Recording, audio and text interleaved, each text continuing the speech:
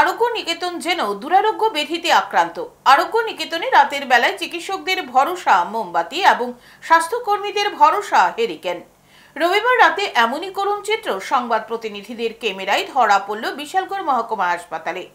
রবিবার সন্ধ্যা থেকে দীর্ঘ প্রায় 5 ঘন্টার অধিক সময় বিদ্যুৎ বিচ্ছিন্ন হয়ে পড়ে বিশালগড় মহকুমা হাসপাতাল। ফলে গোটা হাসপাতাল অন্ধকারে ডুবে যায়। নিরুপায় হয়ে হাসপাতালের কর্তব্যরত চিকিৎসকরা মোমের আলোয় চিকিৎসা পরিষেবা প্রদান করেন। অপরদিকে স্বাস্থ্যকর্মী সহ হাসপাতালে চিকিৎসাধীন রোগীরা হেরিকেনের সাহায্য নেন। হাসপাতালে চিকিৎসাধীন এক রোগীর পরিবারের এক সদস্য জানান, বিশালগড় মহকুমা হাসপাতালে বিদ্যুতের কোনো বিকল্প ব্যবস্থা নেই, এটা ভাবা যায় না। তিনি প্রশাসনের নিকট দাবি জানান বিষয়টির প্রতি নজর দেওয়ার জন্য। আমার দিদা, ওনার বয়স 78 ইয়ার্স। তো উনি ভর্তি আছে এখানে। তো আজকে কারেন্ট চলে গেছে। তো যাওয়ার পর আমি এখানে এসেছি আমার দিদাকে দেখার জন্য রাতের বেলা।